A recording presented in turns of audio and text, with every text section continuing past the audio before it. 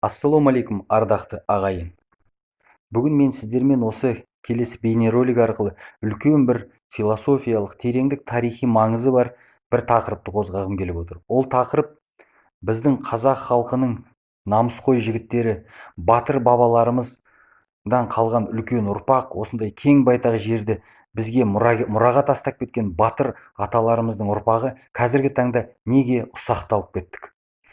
Бұл сұраққа ең бірінші өз тарапымнан айтатын пікірім болатындай болса, ең бірінші менің ойымша, біз деген, яғни қазақтың жігіттері, енді барлығын айтып отырған жоқпын, оның ішінде намысқой жігіттің төресі деп айтатындағы келетіндей, толық мәнді сол терминға сәйкес келетіндей қазақтың арасында жігіттер де аз емес, бірақ соған қарамастан да ішімізде де бар жаңағы жігіттің төресі, жігіттің сұлтаны, жігіттің ұлтаны, жігіттің сыртаны деген сияқты терминдерді біз қалай болса солай пайдаланып жүрміз. Мысалы, кейбір адамдардың жеке бір басының қабілетіне қарап, мысалы әнді жақсы шырқаса, немесе өзінің отбасының материалдық, моральдық жағдайын дұрыстап айқындап алса, және немесе керемет машиналарды мініп, с нуля бизнес бастап, үлкен бір бизнесменге айналып кетіп отырса, біз сол кісілерді міндетті түрде жігіттің төресі, жігіттің сұлтаны деген атаққа ие болдырамыз. Бірақ бұл деген үлкен қателік.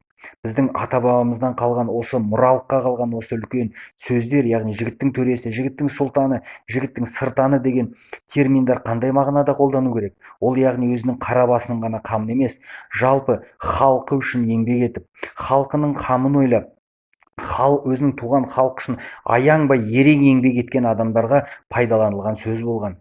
Ал біз қазіргі таңда соны төмендетіп отырмыз.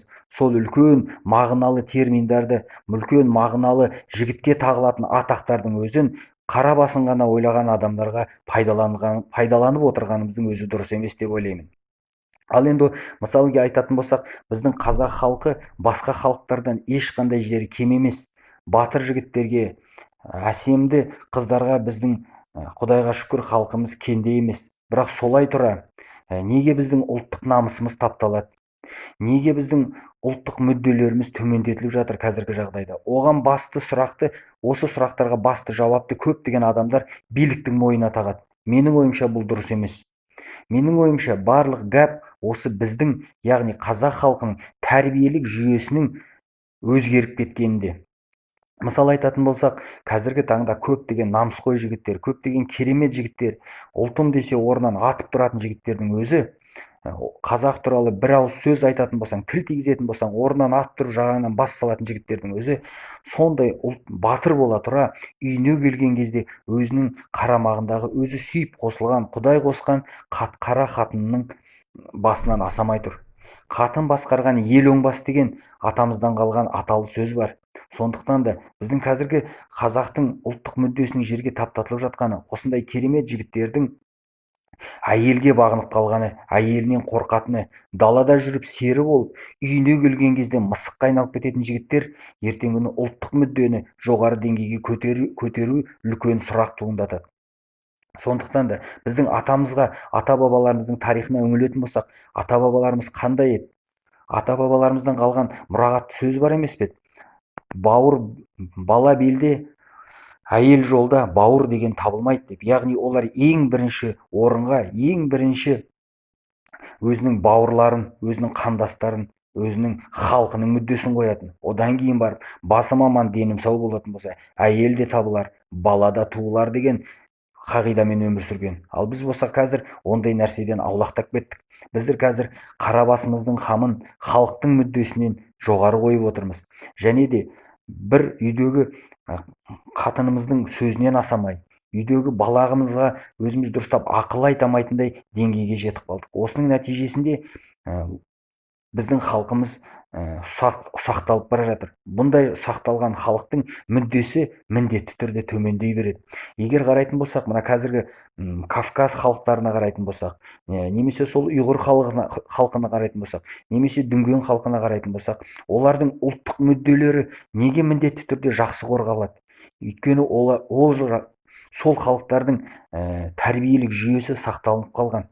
Және де былай қарайтын болсақ, сол қазақпен араласқан сол халықтардың қазақтан алған дүниесін қазір өздерінің мықты жігіттерін тәрбиелеуге пайдаланып отыр. Хотя біз оларға үйреткен болғанбыз. Біз де оларға сол тәрбиелік жүйенің қандай болу керек екенін ата бабаларымыздың тарихына сүйене отырып үйреткенбіз. Ал енді қазір үйреніп алып, соны ол кісілер жап жақсы пайдаланып жатыр.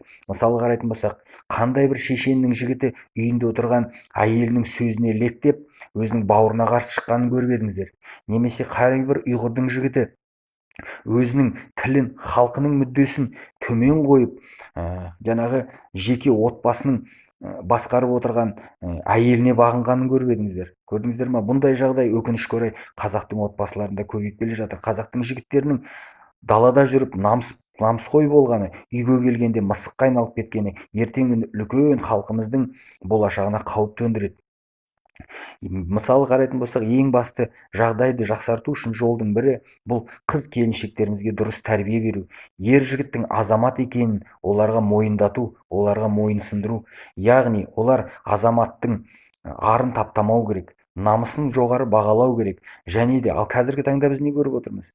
Әр 5 минут сайын, 1 сағат сайын күйеулеріне звондап, контроль жасап жатырған әйелдер, маған мынаны алып бер, ананы алып бер, анау әйеліне мынандай алып беріпті, түгенбай кигізіпті деген сылтаулармен күйеулерін коррупцияға итермелеген қыз келіншектеріміз қаншама.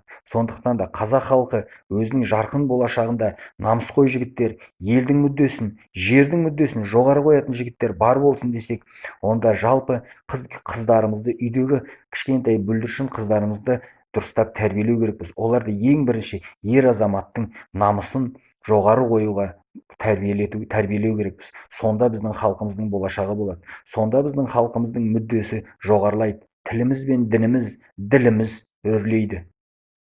Ең басты ағайын, бұл жерде айтайын деп отырғаным, мен ешкімге де тіл тигізіп, өзім қазақ болғандықтан, өзімнің халқымды қатты жақсы көргендіктен осындай көп нәрселерге қынжыламын. Сондықтан да менің сөздерім сіздерге ауыр тиетіндей болса, онда ренжімеңіздер. Бірақ жалпы бұл халқымның, ұлтымның болашағын ойланудан туындаған ойларым менің.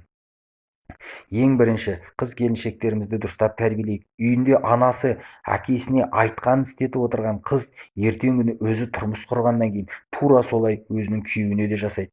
Біздің ата бабамыздан қалған ұлы сөз бар емес пе? Әке көрген оқ жанар, шеше көрген тон пішер деп. Сол сөзге електейтін болсақ, жаңағы үйде анасының билігін, отбасының бүкіл жан тұрмысын, дүниесін басқарып отырған анасын, яғни күйеуін екінші рөлге қойып, бірінші рөлге шығып кеткен анасын көріп отырған қыз келіншектер ертең күні тұрмыс құрғанда тура сондай деңгейді, тура сондай ситуацияны қайталауға тырысады. Сондықтан да әрбір қазақтың жігітіне, әрбір қазақтың қыз келіншегіне айтқым келетіні, ер жігіттердің, ер азаматтардың рөлін жоғарылататын сіздер. Атамыздан қалған тағы бір сөз бар емес пе? Жақсы әйел жаман жігітті гүл қылдырады, жаман әйел жақсы жігітті күл қылдырады демекші. Сондықтан да біздің қазақтың намысқой жігіттерін, ұлттың мүддесі үшін жан пида болатын батырларды сіздер дүниеге әкелесіздер, құрметті әйел қауымы. Сондықтан да біздің ер азаматтарымызды, ер жігіттеріміздің намысқой болсын десеңіздер, ер азамат болсын десеңіздер, онда оларды қадірлеңіздер, қастерлеңіздер. 5 минут сайын оларды контрольға ұстап, немесе әрбір 1 сағат сайын отчет сұрау деген нәрсені тоқтату керек. Ананы алып бер, мынаны алып бер деген біздің аналарымыздан, апаларымыздан біз сондай нәрсені ешқашан естімей өскен халықпыз. Біздің апа әжелерімізді қарайтын болсақ, олар ешқашан да біздің аталарымызға, әкелерімізге айлап үйде жоқ болса да, ешқашан оларға жаңағы қатты сөздер айтып, ауыр сөздер айтып, олардың ешқашан намысын жерге төмендетпеген. Сондықтан да біздің қазақтың болашағы осы қазақ халқынан шыққан қазақтың қыз келіншектерінің қолында.